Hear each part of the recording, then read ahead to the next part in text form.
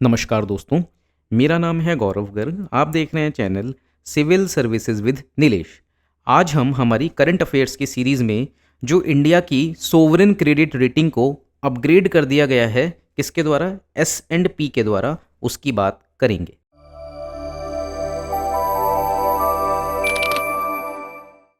तो अगर हम देखें तो रिसेंटली S&P जो एक कंपनी है जो सोवरेन क्रेडिट रेटिंग को निकालती है, उसने इंडिया की जो रेटिंग है उसको अपग्रेड करके बी बी कर दिया है। पहले कितनी थी? पहले इंडिया की रेटिंग थी बी बी माइनस। ठीक है, तो हम पूरे इशू को समझेंगे कि सोवरेन क्रेडिट रेटिंग्स होती क्या हैं, इनकी क्या वैल्यू है, क्या इनकी इंपॉर्टेंस है, और क्या जो सोवरेन क्रेडिट रेटिंग्स हैं वो रिफ्लेक्ट करती हैं किसी देश के फंडामेंटल्स को। तो ये जो हमने हेडिंग उठाई है मैंने, ये इकोनॉमिक सर्वे जो आया था 2021-22 का, उससे ली है। उसी को बेस बना के ये टॉपिक जो है इसको कवर किया गया है। ये आपके GS3 में बहुत यूज़फुल रहेगा। ठीक है, और बहुत सारे कॉन्सेप्ट्स आपको इससे सीखने को मिलेंगे। लास्ट में मैंने 2 मेंस के क्वेश्चंस भी ऐड किए हैं, क्योंकि यही टाइम है जब आपको मेंस के आंसर राइटिंग की प्रैक्टिस भी करनी चाहिए। ठीक है, तो अगर हम देखें सोवरेन क्रेडिट रेटिंग्स होती क्या हैं, तो ये किसी देश की एबिलिटी को दिखाती हैं to meet its debt obligations. यानी बेसिकली हो क्या रहा है, नाम में देखो क्या है, क्रेडिट रेटिंग और sovereign credit rating. Sovereign word का प्रयोग जो होता है जनरली वो एक कंट्री के लिए होता है। ठीक है, क्रेडिट का मतलब होता है कि उसने कितना उधार लिया है। ठीक है, तो किसी देश के द्वारा लिए गए उधार की रेटिंग होती है। रेटिंग मतलब हम उसको मीजर करते हैं, ये मूल्यांकन करते हैं कि वह देश उस कर्ज को चुका पाएगा कि नहीं चुका पाएगा। तो सोवरेन क्रेडिट रेटिंग बताती है किसी देश की क्षमता को कि वह उसके द्वारा लिए गए कर्ज को चुका भी पाएगा कि नहीं चुका पाएगा। ठीक है, उसी को हम क्या कह देंगे, डेट ऑब्लिगेशन। और इनको रिफ्लेक्शन माना जाता है किसी भी देश के मैक्रो इकोनॉमिक फंडामेंटल्स का और क्रेडिट वर्दीनेस का। अब कोई देश जो है वो कब कर्ज नहीं चुका पाएगा? जब उस देश में जो मैक्रो इकोनॉमिक फंडामेंटल्स हैं वो अच्छा परफॉर्म नहीं कर रहे होंगे। तो अब हम समझते हैं कि मैक्रो इकोनॉमिक फंडामेंटल्स होते क्या हैं। तो मैक्रो इकोनॉमिक फंडामेंटल्स में आपकी बेसिकली GDP भी आ जाती है, इसी में आपका इन्फ्लेशन भी आ जाएगा। ठीक है, इसके साथ में इसमें और क्या चीज़ें आ सकती हैं, करंट अकाउंट डेफिसिट, इसके साथ में ही फिस्कल डेफिसिट।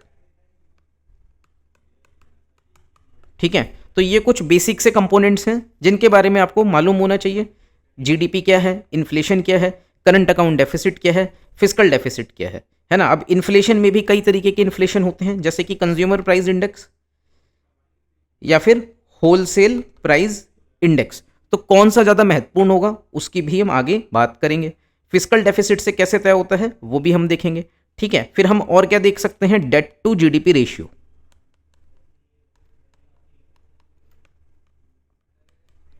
ठीक है, फिर अगर हम बात करें कौन सी की रेटिंग एजेंसीज हैं जो बहुत पॉपुलर हैं, एक है S&P जिसको कहते हैं स्टैंडर्ड एंड पुअर्स। इसी ने भारत की जो रेटिंग है उसको BBB माइनस से BBB कर दिया है।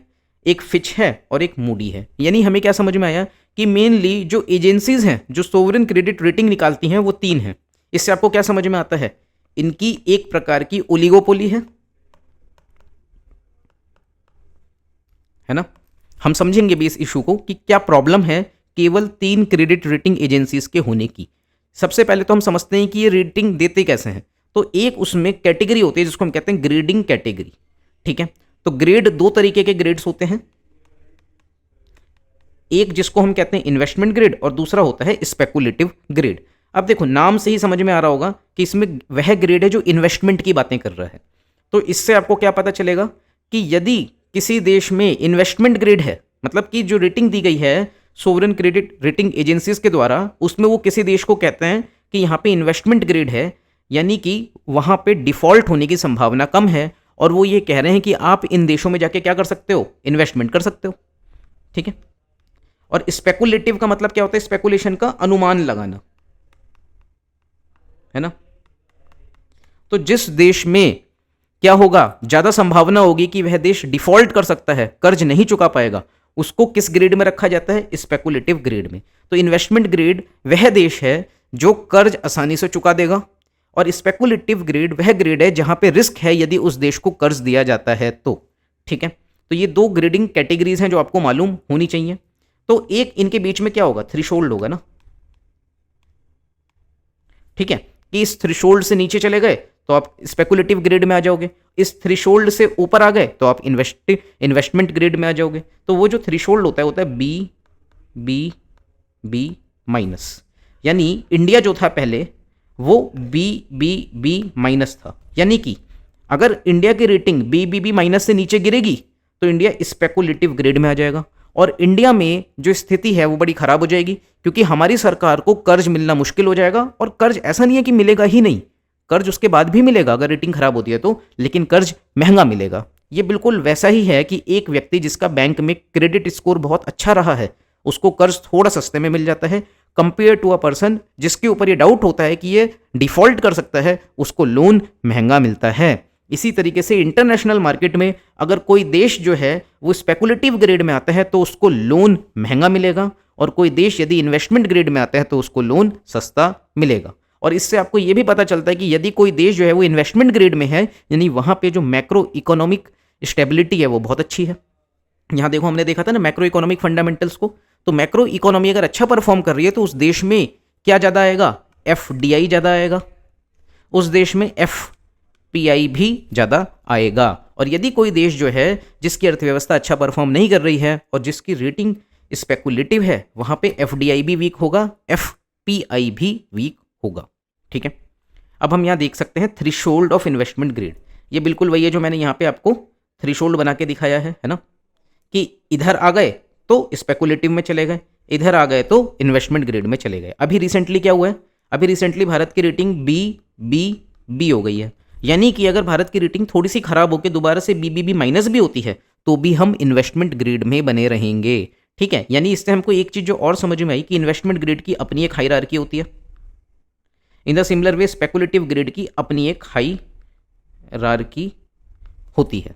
ठीक है, फिर थ्रेशोल्ड ऑफ इन्वेस्टमेंट ग्रेड क्या है? Ratings below BBB minus speculative grade, rating above BBB minus investment grade. ठीक है, ये चीज हम समझ चुके हैं। अभी देखो यहाँ पे ऊपर जाता हुआ दिख रहा है ये एरो ऐसे, और यहाँ पे ऐसे नीचे आता हुआ दिख रहा है। और S&P और फिच इनकी ये रेटिंग्स हैं। S&P की फुल फॉर्म क्या है? स्टैंडर्ड्स एंड पुअर, यहाँ लिखा हुआ है। ठीक है, फिर हम बात करते हैं claims of bias in the sovereign credit ratings. हमारा जो टॉपिक है वो भी यही है। ये बेसिकली जो मैंने आपकी स्लाइड्स प्रिपेयर करी हैं, ये इंडियन एक्सप्रेस का जो आर्टिकल था एक्सप्लेन्ड वाला उसको लेके करी है, प्लस साथ में इकोनॉमिक सर्वे को लेके करी है। ठीक है, इकोनॉमिक सर्वे 2021 और 22, उसमें बहुत हॉलिस्टिकल ये टॉपिक कवर किया गया था। तो हम बात करते हैं क्लेम्स ऑफ बायस की सोवरेन क्रेडिट रेटिंग्स में। हमारा जो टॉपिक था उसका भी क्या नाम था? Do sovereign credit ratings reflect fundamentals of a country? Do sovereign credit ratings reflect countries fundamental? उसी को हम यहाँ देख रहे हैं। क्लेम्स क्यों लगाए जा रहे हैं बायसनेस के? तो आप देखो कि जो इमर्जिंग मार्केट इकोनॉमीज हैं उनके अगेंस्ट में एक हमको बायसनेस देखने को मिलती है, यानी कि पक्षपात देखने को मिलता है। क्यों? क्योंकि ये वो देश हैं जो यदि थोड़ा सा भी खराब परफॉर्म करते हैं तो इनकी क्रेडिट रेटिंग घटा दी जाती है। लेकिन अगर हम बात करें डेवलप्ड इकोनॉमीज की, उनको अपग्रेड मिल जाता है इवन फॉर माइल्ड इंप्रूवमेंट, और यदि वे थोड़ा सा खराब भी परफॉर्म करते हैं तब उनको क्या नहीं किया जाता? उनकी रेटिंग डाउनग्रेड नहीं की जाती। लेकिन जो इमर्जिंग इकोनॉमीज हैं suffer harsh downgrades for even small setbacks. ठीक है, फिर अगर हम बायस के एग्जाम्पल्स देखें पास्ट के तो वो हमें क्या नजर आते हैं? 1979 से 1999 तक जो इमर्जिंग मार्केट्स हैं उनको क्विकली डाउनग्रेड किया जाता था आफ्टर स्लाइड अंडर परफॉर्मेंस। थोड़ी सी भी परफॉर्मेंस खराब होती है, आपने उनकी रेटिंग घटा दी। इससे देखो होता कैसे, बहुत नुकसान होता है। कोई देश है जिसकी अर्थव्यवस्था थोड़ी सी खराब हुई, आपने उसकी रेटिंग घटा दी। जब आप उसकी रेटिंग घटा दोगे तो इससे क्या पता चलेगा कि उस देश के जो मैक्रो इकोनॉमिक फंडामेंटल्स हैं they are not performing well. तो उससे उस देश में क्या हो जाएगा? FDI घट जाएगा, उस देश में जो FPI है वो भी घट जाएगा। ठीक है, और उस देश का जो लोन है वो कॉस्टली हो जाएगा।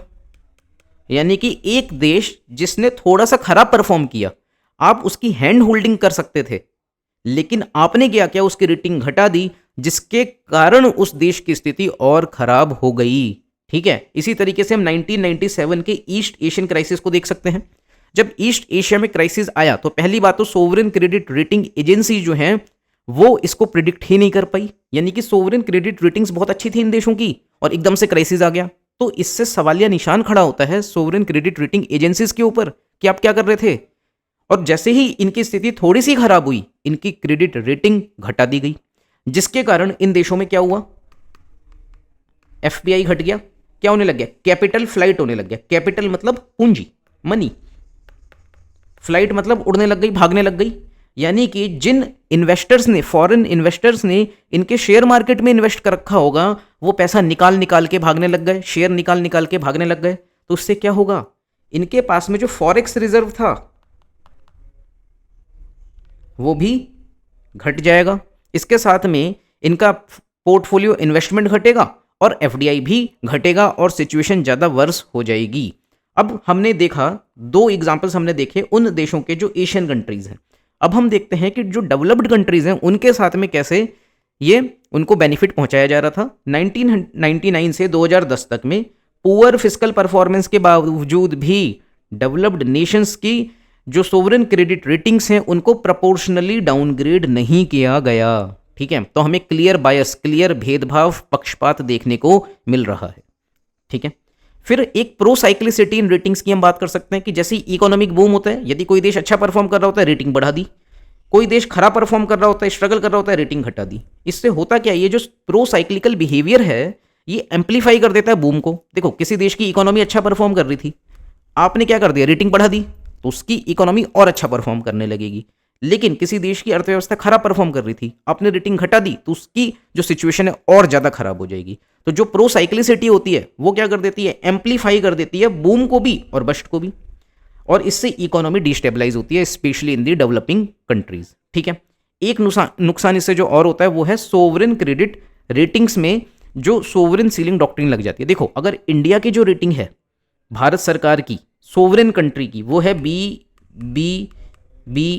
माइनस, क्या है, बी माइनस है, तब उस देश का जो बैंक होगा उसकी रेटिंग जो होगी वो भी बी माइनस या उससे कम ही होगी। ऐसा हो सकता है कि जो देश है उस देश की रेटिंग खराब हो, लेकिन उस देश के एक पर्टिकुलर बैंक की जो सिचुएशंस हैं वो बहुत बेहतर हो, वो कभी डिफॉल्ट करता ही ना हो। ठीक है, उसका जो पास्ट रिकॉर्ड है बहुत अच्छा रहा हो, तो उस बैंक की रेटिंग होनी चाहिए थी ए या फिर बी प्लस। लेकिन क्योंकि उस देश की जो रेटिंग है कंट्री की वो बी माइनस है, तो उस बैंक की रेटिंग बी माइनस से ऊपर नहीं हो सकती। यानी कि जब किसी देश की रेटिंग डाउनग्रेड होती है तो उस देश के बैंक की रेटिंग भी ऑटोमेटिकली डाउनग्रेड हो जाती है।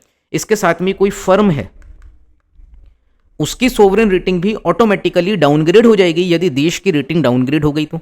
इससे होगा क्या, एक प्राइवेट फर्म और एक बैंक ये भी प्रभावित हो रहे हैं, इवन दो इन्होंने कुछ खराब, कुछ गलत नहीं किया है। इसी को हम कहते हैं सोवरेन सीलिंग डॉक्ट्रिन। सीलिंग मतलब आपने एक लिमिट लगा दी।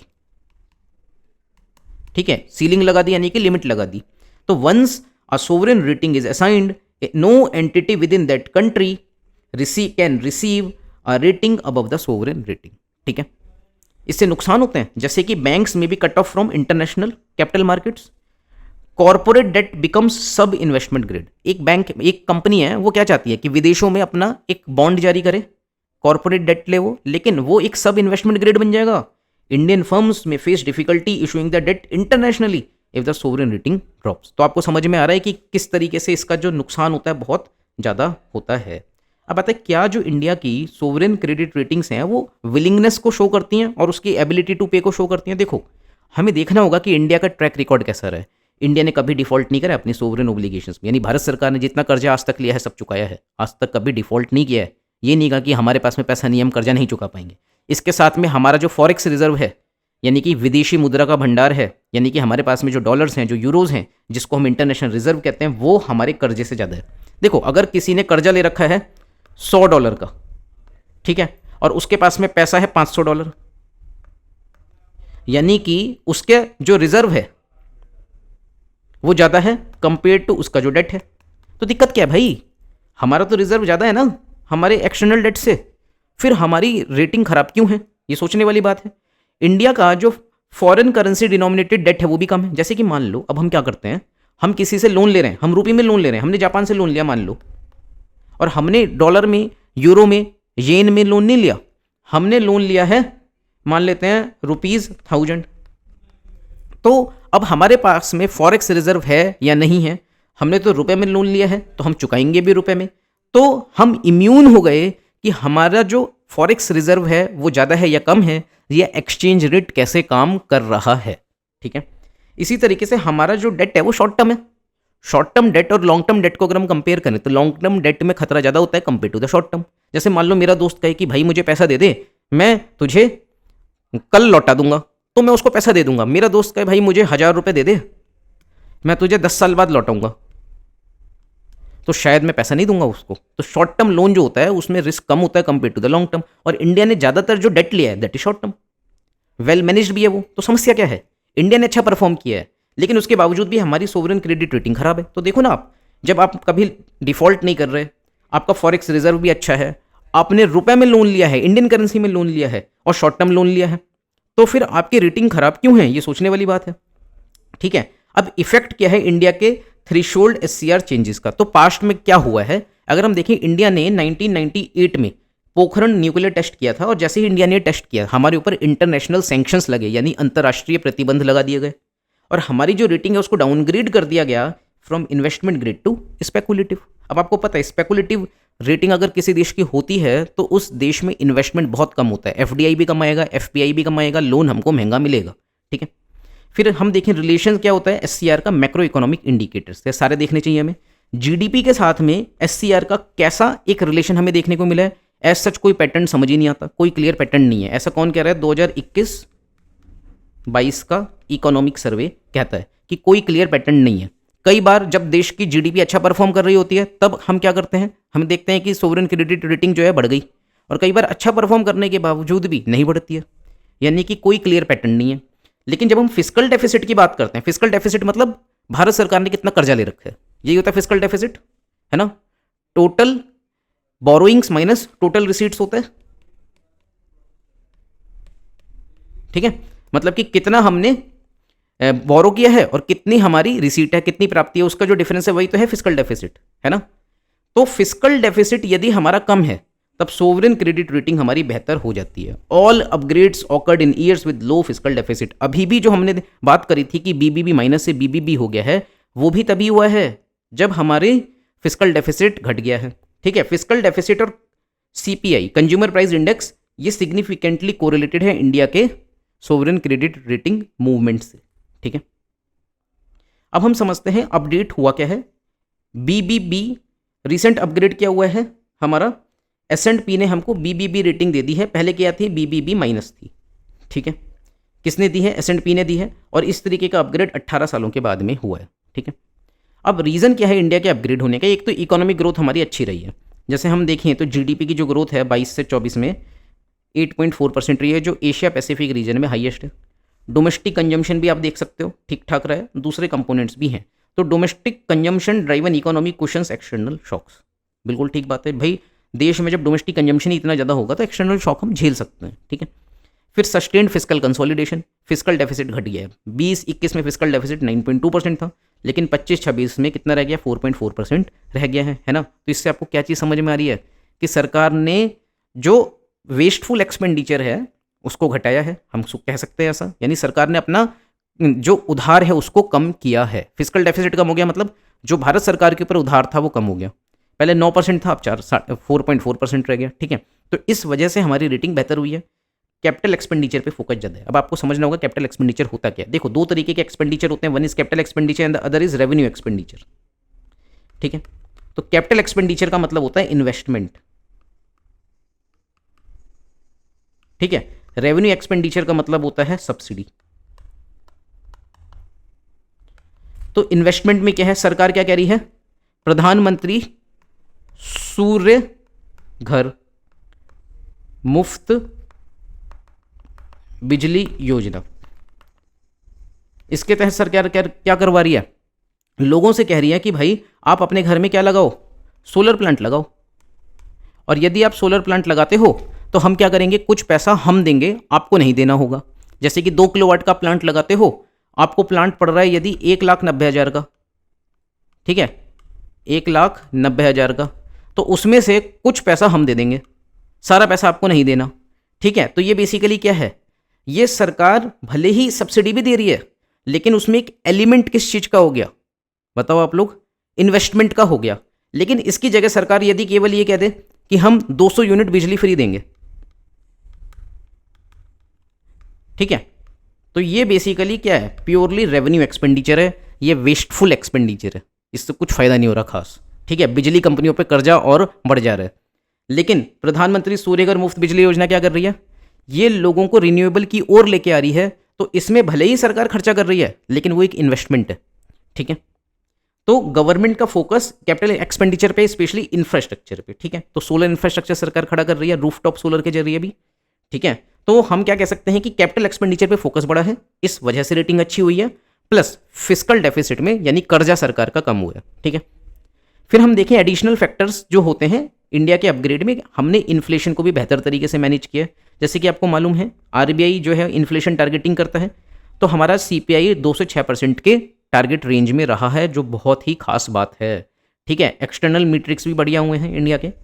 Policy continuity and institutional strength, policy continuity का मतलब क्या है कि हम देखें तो क्योंकि एक ही गवर्नमेंट लंबे समय से चल रही है, तो इनकी नीतियों में हमको कंटिन्यूटी देखने को मिल रही है। आपको एक बात मालूम होगी, जब 2004 से 2014 का समय था, तो उसको हम कहते हैं पीरियड ऑफ पॉलिसी पैरालिसिस, यानी कि जो कैसी पॉलिसी होगी समझ ही नहीं आ रहा था, ठीक है। जो ब्यूरोक्रेट्स थे वो भी घबरा रहे थे पॉलिसी मेकिंग में या फिर उनकी इंप्लीमेंटेशन में। ऐसा क्यों हो रहा था, क्योंकि उस टाइम पे जो करप्शन था वो बहुत ज़्यादा था, ठीक है। तो इस वजह से जो पॉलिसी मेकिंग है उसमें समस्या थी, पॉलिसी के एग्जीक्यूशन में समस्या थी, and that was a time of policy paralysis. उसको अगर हम कंपेयर करें अभी के टाइम से, तो हम क्या कहेंगे, डेमोक्रेटिक इंस्टीट्यूशन बहुत स्टेबल है और पॉलिसी मेकिंग प्रिडिक्टेबल है। देखो, अगर कोई भारत में निवेश करना चाहता है तो वो क्या देखेगा कि यहाँ की पॉलिसी को प्रिडिक्ट कर पा रहा है कि नहीं कर पा रहा है। यदि किसी देश की जो पॉलिसी है वो बहुत ज़्यादा अनप्रिडिक्टेबल होगी और बहुत तेज़ी से पॉलिसीज़ को बदला जाएगा, तो उससे उस देश पे का एक नेगेटिव इम्पैक्ट पड़ता है ऑन दी इन्वेस्टर्स। जो इन्वेस्टर्स हैं उस देश में कम आना चाहेंगे, ठीक है। और उसके साथ में ट्रांसपेरेंसी भी बढ़ी है, अकाउंटिंग भी बढ़ी है पब्लिक लाइबिलिटीज़ की, ठीक है। फिर हम देखें इम्प्लीकेशंस क्या होते हैं अपग्रेड के, increase investor confidence in India's macro economic stability, ठीक है। लोअर बोरोइंग कॉस्ट, भाई उधार लेना सस्ता हो जाएगा। कैपिटल इनफ्लो बढ़ेगा, कैपिटल इनफ्लो मतलब एफपीआई ज़्यादा आएगा। इन्वेस्टर कॉन्फिडेंस मतलब एफडीआई ज़्यादा आएगा, ठीक है। क्रेडिबिलिटी भी हमारी बढ़ेगी, इंडिया की ग्लोबल फाइनेंशियल क्रेडिबिलिटी बढ़ जाएगी। अब सोवरेन क्रेडिट रेटिंग एजेंसीज को हमको और ज़्यादा ऑब्जेक्टिव बनाना चाहिए, क्योंकि हमने क्या देखा, बायसनेस है ना उनमें, तो उनको हम कैसे क्या बनाएंगे, ऑब्जेक्टिव बनाएंगे। तो हमें देखो जो ओलिगोपोली है 3 की, एस&पी की, फिच की, और तीसरी कौन सी है, मूडी, इनकी जो ओलिगोपोली है उसको ब्रेक करना होगा, तोड़ना होगा, यानी हमें डाइवर्सिफाई करना होगा। रेटिंग एजेंसीज को और भी आनी चाहिए, उनकी मेथोडोलॉजी को स्टैंडर्डाइज करना होगा, उसमें ट्रांसपेरेंसी लेके आनी होगी, ठीक है। और हमें रेटिंग जो कमिटीज़ हैं उनमें इमर्जिंग मार्केट जो हैं उनके पर्सपेक्टिव को भी डालना होगा। और देखो एक प्रो साइक्लिकल बिहेवियर हमने पढ़ा था, कितनी खराब चीज़ है वो, कि किसी देश की इकोनॉमी खराब परफॉर्म करती है, आपने उसकी रेटिंग हटा दी तो वो और खराब परफॉर्म करने लगेगी। तो जो प्रो साइक्लिकल बिहेवियर है उसको रिड्यूस करने की आवश्यकता है थ्रू काउंटर साइक्लिकल एडजस्टमेंट, ठीक है। ये बहुत इंपॉर्टेंट पॉइंट है। इस्टेब्लिश इंडिपेंडेंट ओवरसाइट बॉडी, यानी कि एक बॉडी होनी चाहिए जो मूल्यांकन करे, एनालिसिस करे सोवरेन क्रेडिट रेटिंग्स का, मतलब उन एजेंसीज का कि उनके द्वारा जो रेटिंग दी जा रही है वो सही भी है कि नहीं है। इसके अलावा हम कुछ ऑल्टरनेटिव अप्रोचेस की बात कर सकते हैं, जैसे कि रीजनल रेटिंग एजेंसीज हों जो प्रमोट करें development and strengthening of regional rating, ठीक है। हमें रीजनल रेटिंग एजेंसीज बनानी होंगी। उसके साथ में मल्टीलेटरल रेटिंग इनिशिएटिव भी हो सकते हैं, जैसे हमारे पास में इंटरनेशनल बॉडीज़ हैं, यूएन है, आईएमएफ है, उसी तरीके से हमें क्रिएट करना होगा रेटिंग इनिशिएटिव्स को under the auspices of international bodies, ताकि एक पोटेंशियली मोर ऑब्जेक्टिव असेसमेंट हमें देखने को मिले, ठीक है। फिर हम बात करते हैं कंक्लूजन क्या हो सकता है। एक सिस्टमेटिक अंडर असेसमेंट हुआ है इंडिया के फंडामेंटल्स का, as reflected in its consistently low sovereign ratings over at least the last 2 decades. तो अब हमें करना क्या चाहिए? क्या हमें सोवरेन क्रेडिट रेटिंग के प्रति बहुत ज़्यादा टेंस्ड हो जाना चाहिए? क्या हमें अपनी पॉलिसीज़ इस बेसिस पे बनानी चाहिए कि हमारी सोवरेन क्रेडिट रेटिंग सुधर जाए? बिल्कुल भी नहीं। यदि भारत सरकार को ऐसा लगता है कि हमें ज़्यादा खर्चा करना चाहिए, ज़्यादा एक्सपेंडिचर करना चाहिए और उसके कारण भले ही हमारा फिस्कल डेफिसिट बढ़ भी जाए तो बढ़ने दो। सोवरेन क्रेडिट रेटिंग को अच्छा करने के लिए हमें फिस्कल डेफिसिट घटाने की ज़रूरत नहीं है। तो हमारी जो पॉलिसी होनी चाहिए, फिस्कल पॉलिसी, इकोनॉमिक पॉलिसी, वो ग्रोथ और डेवलपमेंट पे फोकस करे instead of being constrained by the biases and pro cyclical tendencies of credit rating agencies. ठीक है, तो रिसेंट जो अपग्रेड हुआ है भारत की सोवरेन क्रेडिट रेटिंग में, हम उसको वेलकम करते हैं, लेकिन जो ग्लोबल क्रेडिट रेटिंग फ्रेमवर्क है, यानी उसकी जो एक रूपरेखा है, उसको इवॉल्व करना चाहिए to ensure fair treatment of emerging economies. ठीक है, अब देखो ये मेंस के 2 क्वेश्चंस प्रैक्टिस के हैं, ये मैंने आपको दिए हैं। इनको आप लोग यदि वीडियो देखा है आपने लास्ट तक, वो शो करता है कि आप कितने सीरियस हैं फॉर दी प्रिपरेशन। तो इन 2 के आंसर्स भी आप लिखिए। ठीक है, इसमें जो भी क्वेश्चन पूछे गए हैं वो मोस्ट ऑफ द कंटेंट जो है वो कवर हो गया है, जो टॉपिक हमने पढ़ लिया है। तो उसके बेसिस पे आप इसको लिखने का ट्राई करें। कोई प्रॉब्लम आती है आप कमेंट बॉक्स में डाउट पूछ सकते हैं। ठीक है, इसके साथ में मैंने कीवर्ड की भी स्लाइड लगा दी है, ताकि जो आपने नए वर्ड्स यहाँ सीखे हैं वो भी आपको पता चल जाए। अब आपको करना क्या है, वीडियो देख लेने के बाद में, रिवाइज कर लेने के बाद में, इनको सोचना है कि क्या आपको इन्वेस्टमेंट ग्रेड मालूम है क्या होता है, स्पेकुलेटिव ग्रेड मालूम है क्या होता है। तो इससे क्या होगा, जब आप एग्जाम के लिए टॉपिक पढ़ोगे तो पूरी स्लाइड पढ़ने की बजाय आप क्या कर सकते हो, इन कीवर्ड्स को देख सकते हो। इनमें से कुछ भूल गए हो तो स्लाइड में जाके उसको टैली कर लो। ठीक है, इसकी स्लाइड आपको कहाँ मिलेगी? हमारी करंट अफेयर्स का सेक्शन है हमारी ऐप पर। तो हमारी ऐप डाउनलोड करें आप लोग, सिविल सर्विसेज विद नीलेश, और उसके करंट अफेयर्स के सेक्शन में जो गौरव गर्ग नाम से सेक्शन होगा करंट अफेयर्स का, उसमें आप इस स्लाइड को डाउनलोड करके पढ़ सकते हो। ठीक है, इसका आप लोग अलग से फोल्डर बना लेना ताकि एग्जाम के टाइम पे आप इसको आसानी से रिवाइज कर सको, आपको मिल जाए। तो चैनल को लाइक करें, वीडियो को सब्सक्राइब करें, प्लीज़ हाइप जरूर करें। हाइप के कारण ही हमारा जो वीडियो है उसकी जो रीच है वो बढ़ती है। तो मेरी रिक्वेस्ट है आपसे, इसको बिल्कुल भी ना भूलें। Thank you.